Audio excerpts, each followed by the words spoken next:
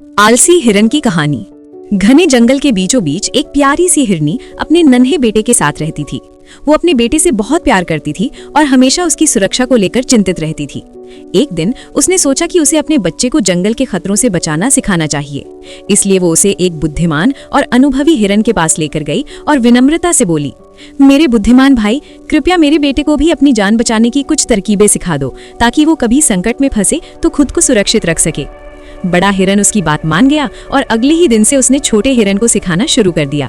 वो उसे बताता कि कैसे शिकारी के जाल को पहचानना है, किस तरह तेज दौड़कर बच निकलना है और कब छिप जाना चाहिए।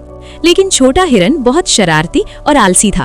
उसका मन सीखने में बिल्कुल नहीं लगता था।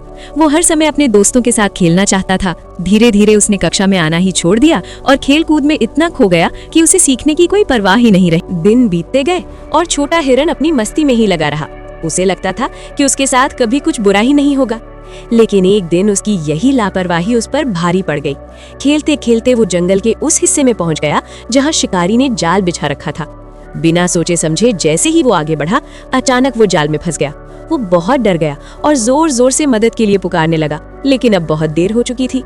जब ये खबर उसकी माँ तक पहुंची तो वो घबराकर रोने लगी। उसका दिल टूट गया और वो खुद को दोष देने लगी कि काश उसने अपने बच्चे को और समझाया होता।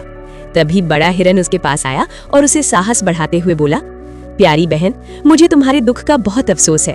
मैंने तुम्हारे बच्चे को सिखाने की पूरी कोशिश की थी, लेकिन वो सीखना ही नहीं चाहता था।